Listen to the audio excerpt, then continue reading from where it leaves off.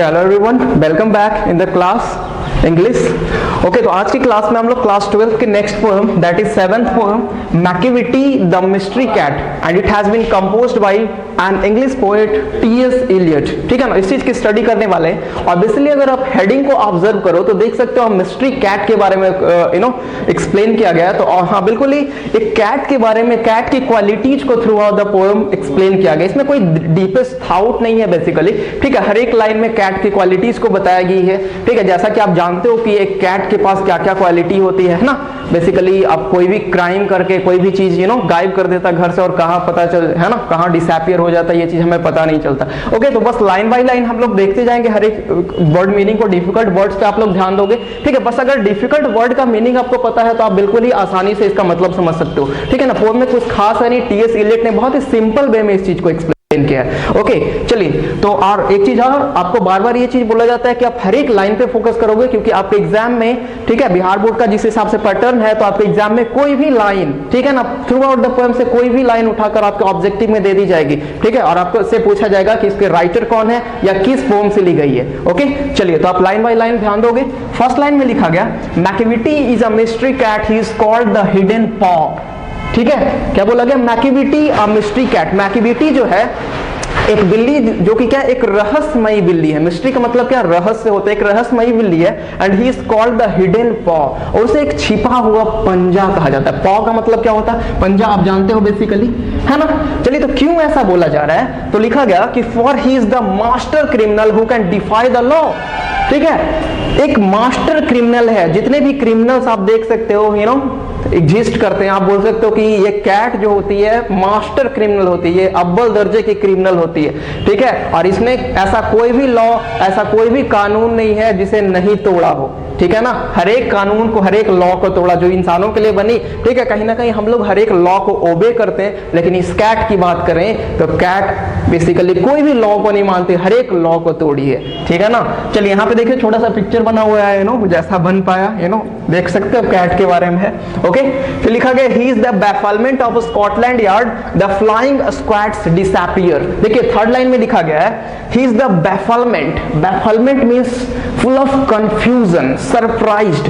थोड़ा सा आप देखोगे स्कॉटलैंड यार्ड क्या है, तो स्कॉटलैंड की बात करें ना, स्कॉटलैंड जो जगह है, आप बोल सकते हो कि वो डिटेक्टिव एजेंसी के लिए बहुत ज्यादा प्रोमिनेंट है। ठीक है, वहां के डिटेक्टिव एजेंसी को बहुत ज्यादा स्ट्रॉन्ग माना जाता है। ठीक है, तो वही बोला जा रहा है ना कि ही इज द बैफलमेंट। ये यहां तक कि पूरी दुनिया की सबसे जो स्ट्रॉन्ग डिटेक्टिव एजेंसी है, उसके लिए भी एक कंफ्यूजन का कारण बना हुआ है कि आखिर ये क्राइम करके गायब कहां हो जाती है, कौन, वो कैट, वो बिल्ली। ठीक है ना, the flying squads disappear. Squad हम लोग बोलते हैं बेसिकली एक ग्रुप को। ठीक है, किसी भी चीज की ग्रुप हो सकती है, आप फ्रेंड्स के ग्रुप को भी स्क्वाड बोल सकते हो। ठीक है, ऐसे ग्रुप बेसिकली 5-10 लोगों का, कितने लोगों का भी हो सकता है। एक पार्टिकुलर टास्क पे वो लोग वर्क कर रहे होते हैं। ठीक है ना, उसी को हम लोग बोलते हैं स्क्वाड। तो यहाँ पे क्या बोला गया, वो जो डिटेक्टिव एजेंसी के जो लोग हैं, वो सब ये देखकर, ये मतलब बिल्ली की इस एक्टिविटी को देखकर फुल कंफ्यूज्ड हो जाते हैं, सरप्राइज्ड हो जाते हैं कि जब भी हम इसे ढूंढने जाते हैं कहां गायब हो जाती है पता ही नहीं चलता। ठीक है, समझ रहे हो ना। For when they reach the scene of crime Macavity is not there. Simple सा चीज बोला गया ना। ठीक है, फॉर व्हेन दे रीच, हु मतलब ये जो डिटेक्टिव एजेंसी के जो मेंबर्स होते हैं, वो जो जब पहुंचते हैं सीन पे, scene of crime. Scene of crime मतलब जहां पे क्राइम किया गया। अब देखिए यहाँ पे क्राइम वर्ड वो समझ रहे हो आप लोग क्या यूज किया गया है। क्राइम एक जो मिसडेमेन्योर आप बोल सकते हो कि जैसे कि बिल्ली आई आपके घर में, मिल्क को साफ कर देती है, मिल्क फिनिश कर देना या सामान इधर उधर कर देना, ये सब, यही चीज को यहाँ पे क्राइम रेफर किया जा रहा है। ठीक है ना, तो जहां पे सीन ऑफ क्राइम के पास जब ये मेंबर्स पहुंचते हैं तो मैकिविटी इज नॉट देयर, वहां पे वो बिल्ली रहती नहीं, गायब हो जाती है। आपके घर में भी आप देखते हो कि जब बिल्ली आती है वो इतना फास्ट, इतना ज्यादा क्विक उसका डिसअपीयरेंस होता है, इतनी जल्दी वो गायब होती है कि आज तक बताओ कोई आज तक एक बिल्ली को पकड़ पाया क्या, एक कैट को आज तक किसी ने पकड़ पाया। ठीक है, वो किसी के हत्थे चढ़ा है क्या, समझ रहे हो ना आप लोग। ओके, फिर लिखा गया कि Macavity there is no one like Macavity. ठीक है, ये जो कैट होती है मैक्यूटी, इसकी तरह कोई नहीं है दुनिया में, इतना ज्यादा फ्रेजाइल बॉडी, इतना ज्यादा फास्ट मूवमेंट, इतना ज्यादा क्विक मूवमेंट आज तक बोल सकते हो कि कोई भी क्रिएचर में देखने को मिला नहीं, ठीक है ना। और मैक्यूटी की अगर बात करें तो ये एक टाइप, आप जानते हो कि हर एक एनिमल की अपनी प्रजातियां होती है, इतनी स्पेसीज होती है, ठीक है। तो मैक्यूटी है टाइप ऑफ जिंजर कैट है। जिंजर कैट आप बोलते हैं थोड़ी सी लॉन्ग बॉडी की होती है, थिन होती है, स्लिंकी होती है, उसका मूवमेंट बहुत फास्ट होता है। ऐसा आप किसी भी कैट की बात करोगे तो कैट का मूवमेंट तो ऐसे भी फास्ट होता है, ठीक है ना। तो बोल रहे he is broken every human law, he breaks the law of gravity. इसने, इस कैट ने इंसानों के बनाए हुए हर एक लॉ को तोड़ दिया, यहां तक कि हमारे न्यूटन ने लॉ ऑफ ग्रेविटेशन दिया, उसे भी इस कैट ने क्या कर दिया है, ब्रेक कर दिया। कैसे? क्योंकि आप देखे होंगे कि कैट जब एक रूप से दूसरे रूप पर फ्लाई करती है, सेकंड फ्लोर पे, थर्ड फ्लोर पे, वो जमीन पे जल्दी आती ही नहीं। आप देखिए कि एक घर से दूसरे घर, है ना। तो ऐसा एक बोल सकते हो कि आप बोला जा रहा है, एक बोल सकते हो कि डीपेस्ट मीनिंग के तौर पे कि ये ग्रेविटी के लॉ को भी क्या कर चुकी है, ब्रेक कर चुकी है। और सारे ह्यूमन लॉ को तो ये सिंपल जो लॉ है उसे तो तोड़ ही चुकी है। यहां तक कि इतना स्ट्रॉन्ग जो कि हमारे न्यूटन ने ग्रेविटी का लॉ दिया उसे भी तोड़ चुकी है। सोच रहे हो, ठीक है। क्या बोल रहे हैं, ही इज पावर ऑफ लेविएशन। लेविएशन का मतलब क्या होता है, थोड़ा सा आप बोल सकते हैं फ्लो ऑफ, जैसे हवा चल रहा है, ठीक है, विंड फ्लो हो रहा था, वो बाल का लेविएशन होता है, ठीक है। जो लॉन्ग हेयर अगर है, गर्ल्स का बेसिकली बात करें तो गर्ल्स का हेयर का क्या होता है, लेविएशन होता है, फ्लो ऑफ होता है बिकॉज ऑफ हेयर।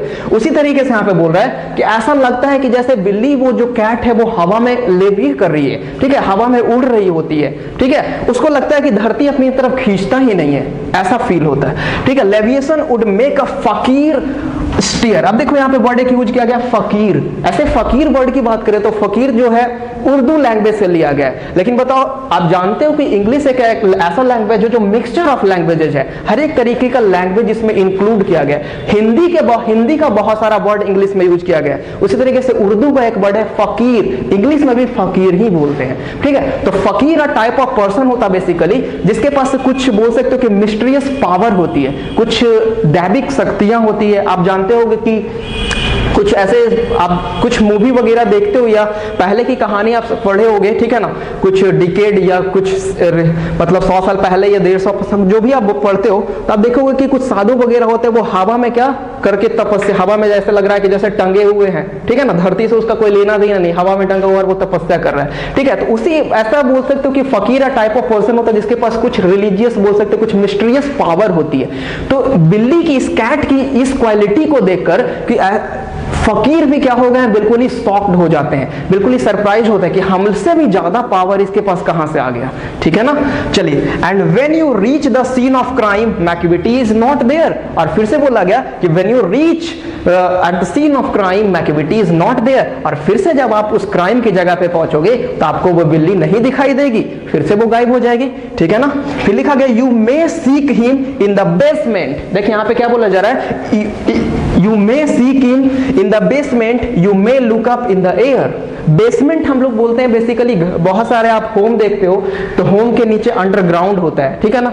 तो आप देख सकते हो, तो यहां पे बोला जा रहा है ना कि आप नीचे से लेकर ऊपर तक ढूंढ लो, ठीक है। आप बेसमेंट से लेकर आपके जो 6th फ्लोर 5th फ्लोर आपका घर का है, आप नीचे से लेकर ऊपर तक ढूंढ लो, आपको कहीं भी दिखाई नहीं देगी, ठीक है। समझ रहे हो, आपके घर में कुछ ना कुछ क्राइम हुआ, सामान इधर उधर हो जाएगा, लेकिन अगर जब आप ढूंढने लगो कि ऐसा किया कौन, तो आपको पता ही नहीं चलेगा, वो इतनी जल्दी गायब हो जाती है, ठीक है। चलिए, लिखा गया but I tell you once and once again Macavity is not there. देखिए बार बार रिपीटेशन का यूज किया गया, सेम ही लाइन का बार बार रिपीटेशन किया गया, मैक्यूटी is not there, मैक्यूटी is not there, that is called repetition, ठीक है ना। तो यहाँ पे बोला गया but I tell you once and once again, मैं बार बार आपसे बोल रहा हूँ, ठीक है, कि आप कितना भी कोशिश कर लो ना ढूंढने की, कितना भी कोशिश कर लो आप पकड़ने की, आपके हत्थे वो नहीं आने वाली, ठीक है ना, वो बिल्कुल ही जल्दी से गायब हो जाती है। चलिए, तो सेकेंड स्ट्रेंजर तक आप लोग समझ गए, देख रहे हो बिल्कुल ही सिंपल वे में लिखा गया, इसमें कुछ है नहीं, है ना। आप लोग भी जानते हो कैट की क्वालिटीज क्या होती है। चलिए, तो थर्ड स्टेंजा पे आप आते हैं। लिखा गया मैक्यूटी इज अ गिंगर कैट। देखिए यहां पे आप बोल दिया गया कि एक तरीके का गिंगर कैट होती है। He is very tall and thin, थोड़ा सा उसका बॉडी का जो लेंथ होता है वो टॉल होता है और बहुत ही पतला स्लिंकी टाइप का होता है, उसके बॉडी का मूवमेंट बहुत ही ज्यादा फास्ट होता है, आप बोल सकते हैं फ्रेजाइल बॉडी होता, ठीक है ना। चलिए, you would know him if you saw him, ठीक है, for his eyes are sunken इन। बोल रहे हैं कि अगर आप उसे देखोगे तो आप पहचान सकते हो। उसकी जो आंखें होती है बिल्कुल अंदर की ओर धसी हुई होती है। देखिए संकिन बेसिकली आप बोल सकते हो धसी हुई। अब बिल्ली की आंखें बाहर है ना, अब देखियो कि अंदर कैसे धसी हुई होती है और आंखों में कितना ज्यादा लाइट ब्राइट होता है ना। चलिए, his bro is deeply lined with thought, ठीक है, his head is highly doomed, ठीक है। फिर बोला गया his coat is dusty from neglect, his बिस्कर्स। अब एक वर्ड था हमको बिस्कर्स। देखिए यहाँ पे पिक्चर बनाया गया है कैट का, है ना, थोड़ा सा जैसे भी बन पाया। बिस्कर्स की बात करें तो देखो इस टाइप का बाल निकला हुआ होता है, ठीक है, माउथ के पास मूंछ जिसको बोलते हो, जो कि शेर में भी होता है, ठीक है, टाइगर में भी होता है, सिमिलरली कैट में भी होता है, दैट इज कॉल्ड बिस्कर्स। ऐसे जो मूंछ होती है ना यहाँ पे बड़ी बड़ी बाल, है ना, उसी को हम लोग बोलते हैं बिस्कर्स। चलिए, यहाँ पे बोला गया बिस्कर्स आर अनकॉम्ड, मतलब यहाँ पे बोला जा रहा है कि उसके ब्रो बिल्कुल ही डीपली लाइंड होते हैं, है ना, डीपली लाइंड ब्रो होती है, आंखें धसी हुई होती है, बिस्कर्स अनकॉम्ड होती है, मतलब जैसे जैसे उसके बॉडी पे बहुत सारा डस्ट लगा हुआ होगा, यू नो, ये सारी चीजों को एक्सप्लेन किया जा रहा है, ठीक है। चलिए, बोल रहे he sways his head from side to side with movements like a snake। देखिए, आप जब एक कैट को ऑब्जर्व करोगे तो उसके जो हेड का मूवमेंट इतना फास्ट होता है। आप कभी भी एक कैट को ऐसा नहीं देखे होगे कि वो सीधे देखते हुए जा रही है। आप देखोगे बिल्कुल ही फटाफट इधर उधर मूवमेंट उसके, यू नो, कभी इधर कभी इधर, समझ रहे हो, बहुत ही चौकन्नी बोलते हैं, आप बोल सकते हो, बहुत ही अटेंटिव मूड में होती है, ठीक है, कोई भी पकड़ नहीं सकता, इतना ज्यादा अटेंटिव होती है वो, ठीक है ना। चलिए, movements like a snake, and when you think he is half asleep, he is always wide awake। और जब आपको लगेगा ना, जब आप एक कैट को देखकर सोचोगे कि ये सो रही है, आधे नींद में है, तो आप बिल्कुल गलत हो सर, ठीक है, वो सोती नहीं है, बिल्कुल ही वाइड अवेक है। वाइड अवेक बोलने का मतलब बिल्कुल ही अटेंटिव मूड में वो जागी हुई है, ठीक है। आप जैसे वहां पे जाओगे वो बिल्कुल ही फटाक से भाग जाएगी, समझ रहे हो आप लोग। चलिए, तो कुछ था नहीं थी इस थर्ड स्टेंजा में, सिंपली एक कैट के क्वालिटीज को एक्सप्लेन किया जा रहा है। आप बस लाइन पे ध्यान दोगे और जो डिफिकल्ट वर्ड्स यूज किया गया है उस पे ध्यान दोगे, ओके। चलिए, तो नेक्स्ट कुछ और स्टेंजा बची हुई है, उसको डिस्कस करते हैं, ओके। इस नेक्स्ट स्टेंजा को देखते हैं, ठीक है। लिखा गया McVitie there is no one like McVitie. फिर से सेम बात को रिपीट किया है कि McVitie there is no one like McVitie. देखो, बार बार रिपीटेशन का यूज किया जा रहा है। फिर बोल रहे for he is find in feline same, ठीक है ना, he is find in a feline. Feline हम लोग बोलते हैं बेसिकली स्पेसीज ऑफ कैट के स्पेसीज को हम लोग फेलाइन बोलते हैं, ठीक है। अ मॉन्स्टर ऑफ डिप्राविटी। देखिए यहाँ पे क्या बोल रहे हैं कि जितनी भी आप बोल सकते हैं कैट की प्रजातियां होती है, उसमें मैक्विटी जो होता है, जो जिंजर कैट है, वो सबसे ज्यादा फाइन आप बोल सकते हो, ठीक है, हरे सबसे ज्यादा चालाक, सबसे ज्यादा तेज होता है, और इसे हम लोग मॉन्स्टर, शैतान आप बोल सकते हो, ठीक है, शैतान है, बदमाश है, एक तरीके का देखो मॉन्स्टर मतलब एक तरीके का डेविल है, राक्षस बोल सकते हो। डिप्राविटी का मतलब अगर हम बोले ना तो इसे डिप्राइव ऑफ किसी चीज की कमी, जैसे कि अगर बाद में मानते हैं कि वो किसी इंसान में मोरालिटी, बिल्कुल ही जो नैतिक शिक्षा होती है, जो एक मतलब सिविलाइजेशन जो होता है, एक कल्चर होता है, वो सब खत्म हो जाता है, तो उसी को हम लोग बोलते हैं डिप्राविटी इस सेंस में, ठीक है। ठीक है, समझ रहे हो आप लोग, ओके। तो ये बोल रहे हैं कि उसमें कोई भी आप बोल रहे हो कि कल्चर नाम का चीज नहीं है, ठीक है, हर एक लॉ को उसने तोड़ा, ये चीज समझ गए। फिर बोल रहे हैं you may meet him in by street, you may see him in the square, but when a crimes discovered then McVitie is not there. फिर से वही चीज को बोला गया कि आप जब गलियों में घूमते रहते हो तब बहुत बार देखे होगे, कितना बार आपकी रास्ता भी काटती होगी, ठीक है। और बेसिकली एक सुपरपोजिशन है ह्यूमन बींग्स का कि जब बिल्ली रास्ता काट दे तो कुछ गलत होने वाला है, ऐसा सुपरपोजिशन है, बट ये कहीं ना कहीं रॉन्ग थॉट है, ओके। ऐसा कुछ होता नहीं है, वो सब आपका मेकिंग ऑफ माइंड है, आप कैसा सोचते हैं उसी चीज पर डिपेंड करता है। चलिए, तो you me see in the field, आप फील्ड वगैरह में भी इधर उधर खेलते रहते हो तो बहुत बार आते जाते हुए बहुत सारी कैट्स को देखते हो, बट लेकिन क्या होता है, व्हेन अ क्राइम्स डिस्कवर्ड, जब कहीं पे कोई क्राइम होता है, जब कहीं पे कोई घटना होती है, किसी के घर में कुछ गायब हो जाता है, कुछ टूट जाता है, तब आप उसे ढूंढोगे ना, then McVitie is not there, तब वहां पे आपको कोई भी बिल्ली, कोई भी कैट दिखाई नहीं देगी, वो बिल्कुल ही गायब हो जाती है क्राइम करके। चलिए, ठीक है। चलिए, नेक्स्ट स्टेज यहाँ में लिखा गया he is outwardly respectable, they say he cheats at cards, ठीक है, and his footprints are not found in any field of Scotland yards. देखिए यहाँ पे क्या बोला जा रहा है, आउटवर्डली रिस्पेक्टेबल है वो, क्यों? क्योंकि यहाँ पर बोला जा रहा है कि and his footprints are not found in any file of Scotland yards. कोई भी सुराग नहीं छोड़ती है बिल्ली, ठीक है। आप देखोगे कहीं पे उसके पंजा का जो पॉ है उसका निशान नहीं मिलेगा कि कहाँ। स्कॉटलैंड यार्ड आप बताया गया आपको स्टार्टिंग में कि जैसा डिटेक्टिव एजेंसी की सबसे स्ट्रॉन्ग पावर माना कहीं भी आप कितना भी डिटेक्टिव एजेंसी वाले ढूंढते रह गए, कहीं पे उसका पैर का फुटप्रिंट्स नहीं मिला। ठीक है, बताओ, एक मतलब बोलने का मतलब एक सुराग भी नहीं छोड़ती है। ठीक है, एंड व्हेन द लार्डर्स लूटेड, लार्डर्स हम लोग बोलते हैं बेसिकली जिसमें हम लोग फूड रखते हैं। फूड बेसिकली अब जैसे फ्रीज हम लोग यूज करने लगे आज मॉडर्न लाइफ में। ठीक है, फ्रीज जिसमें हम लोग फ्रूट वगैरह, फूड वगैरह कुछ खाने पीने के सामान रखते हैं, तो कभी कभी क्या होता है कि उसमें से भी बिल्ली सामान गायब कर दे, खा ले, इधर उधर कर ले, खा के इधर उधर, समझ रहे हो। ओके, तो लार्डर लूटेड, लूट लिया गया लार्डर को। और द ज्वेल केस बोलने का मतलब ज्वेलरी जहां पे जेवर वगैरह रखी जाती है। ठीक है, आभूषण ऑर्नामेंट्स वगैरह रखी जाती है। तो बताओ, ऑर्नामेंट्स को वो खाएगा तो नहीं, बस इधर उधर छितरा देता, आएगा सामान को बिखेर उखेर के चला गया। ऐसा होता है ना, कैट में ये क्वालिटीज होती है। तो ही बोला जा रहा है कि अगर लार्डर लूटा गया मतलब खाने पीने की चीजें गायब हो गई और ज्वेल केस को इधर उधर कर दिया गया। रिफंड बोलने का मतलब बोल सकते हो कि जैसे जैसे छितरा देना, इधर उधर डिसिपेट कर देना। ठीक है, तो और when the milk is missing, और आपके घर में किचन में अगर रखा हुआ मिल्क गायब हो जाता है कभी कभी।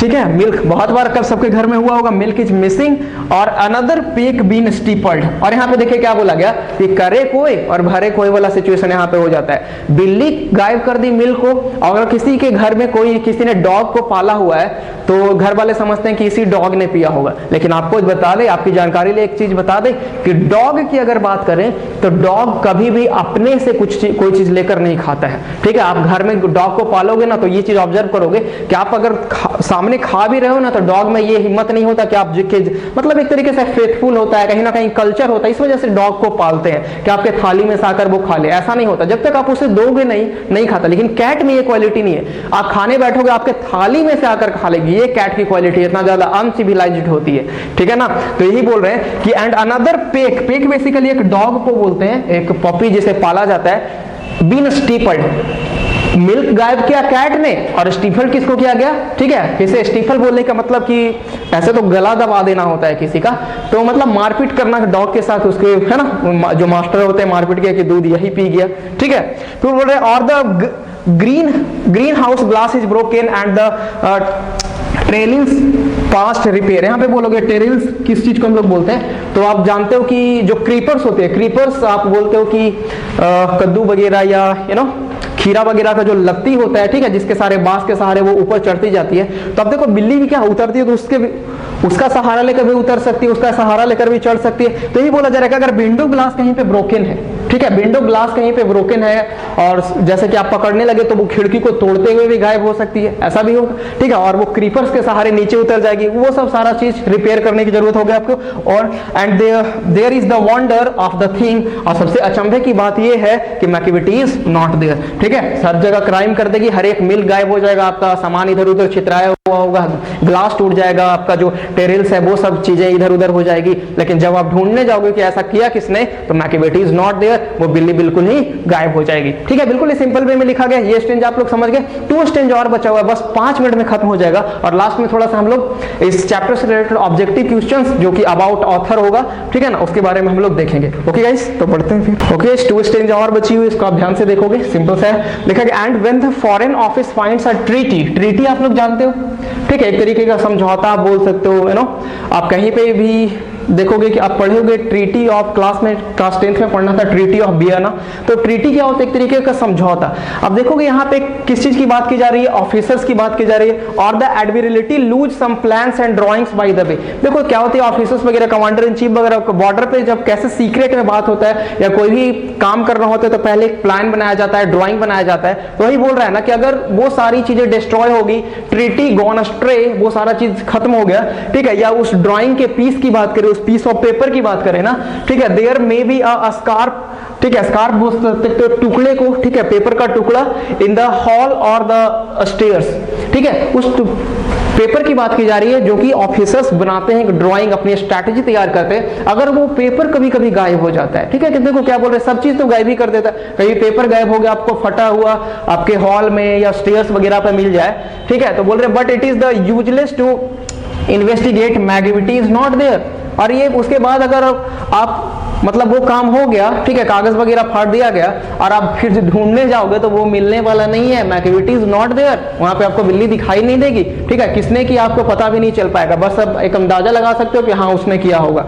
ठीक है, फिर बोल रहे हैं and when she lost has when the loss Oh my God. When the loss has been disclosed, disclose बोलने का मतलब क्या होता है? रिवील कर देना। आप जानते हो सीक्रेट को हम लोग रिवील करते हैं। जब ये चीज पता चल गया, जैसे कि डिफेक्टिव एजेंसी अगर छानबीन पे आ जाए तो पता चल गया द सीक्रेट सर्विसेज से, ठीक है ना, सर्विस से it must have been McVitie, ठीक है ना, डिफेक्टिव क्या बोल सकते हैं, डिटेक्टिव एजेंसियां जब पता करती है तो पता चल जाता है कि हाँ बिल्ली ही है, मैक्विटी ही है, but he is a mile away.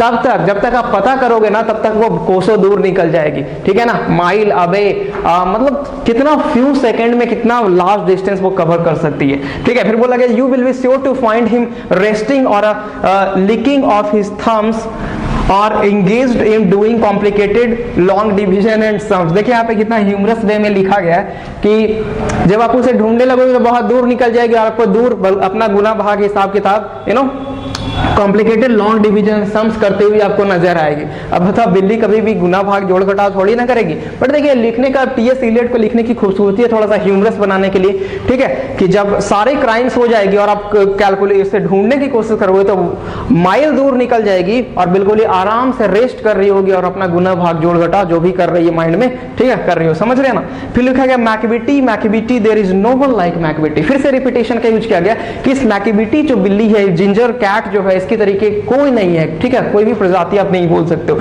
ठीक है। There never was a cat of such deceitfulness and सॉवेनिटी। देखिए यहाँ पे कितना कौन कौन सा वर्ड यूज किया गया, ठीक है। डिसीटफुलनेस बोलने का मतलब कि एक तरीके से बोल सकते हो कि हर एक तरीके का वो बहुत ही बदमाश तरीके का बंदा, शैतान आप बोल सकते हो, जिसने हर एक क्राइम किया। और सॉवेनिटी का मतलब बिल्कुल ही बोल सकते हो कि इनोसेंट, ऐसा लग रहा है ना कोई काम करके ऐसा दिखाता है जैसा कि हमने कुछ किया ही नहीं, ठीक है। आप देखते हो कि बिल्ली कैट वगैरह को देखो कि आपके सामने भी आपके सामने भी वो रहेगी तो ऐसा लग रहा है कि जैसे इसने कुछ किया ही नहीं, वैसे दिखाएगी अपना फेस को, समझ रहे हो ना। और डर नाम का भी थोड़ा चीज नहीं होता है जल्दी में, ठीक है, जितना डर और सारे एनिमल्स में होता है कैट में उतना देखने को नहीं मिलता, ठीक है। चलिए तो ही बोल रही कि सारा क्राइम्स करके बैठी हुई है और फिर भी ऐसा दिखा रही हो जैसा उसने कुछ किया ही नहीं, यही बोला जा रहा है। There never was a cat, ऐसा कोई भी जीव, ऐसा कोई भी कैट नहीं होता जो कि सच डिसीटफुलनेस एंड सॉवेनिटी, सारा क्राइम्स करने के बाद भी दिखा रहे कि कुछ नहीं किया, ठीक है। ही always has an alibi. Alibi क्या बोलते हैं हम लोग, एक लॉ का वर्ड है एलिबाई। जैसे अगर हम बोले कि एक क्राइम हुआ, ठीक है ना, बाय द वे किसी पर्सन ने कोई क्राइम किया और जब कोर्ट में आर्गुमेंट होने लगता है उसके खिलाफ, जब एफआईआर लॉन्च किया गया और कोर्ट में जब आर्गुमेंट होने लगता है तो वो बंदा ये प्रूफ करता है ना कि जिस टाइम पे जिस जगह पे क्राइम हुआ था मैं वहां पे मौजूद नहीं था, ठीक है, और वो सबूत भी, एविडेंस भी पेश कर देता है कि मैं इस तारीख को उस टाइम पे कहीं और था। दैट इज कॉल्ड एलिबाई, ठीक है। इस टाइप के प्रूफ को, इस टाइप के एविडेंस को हम लोग एलिबाई बोलते हैं। तो ही बोल रहे हैं ना कि ही ऑलवेज हैज एन एलिबाई और टू और मोर टू स्पीयर्स, मतलब वो ऐसा दिखाती है ना, ठीक है, कैट ऐसा दिखाती कि जिस टाइम वो क्राइम हुआ उस टाइम वो वहां थी ही नहीं, देखो मैं कितनी कोसों दूर बैठी हुई हूँ, ठीक है, तो कैसे वो क्राइम कर सकती है, ऐसा वो दिखाती है, ठीक है। फिर बोला गया देखो कितना मतलब एक ह्यूमरस वे में लिखा गया सारी चीजों को, ठीक है। फिर लिखा गया and whatever the time deed took place McVitie wasn't there. और जिस टाइम वो काम, डीड का मतलब क्या होता है, वर्क, कर्म ऐसे बोलते हैं, ठीक है, जिस टाइम वो एक्टिविटी हुई, जिस टाइम वो क्राइम हुई, जिस टाइम वो काम किया गया,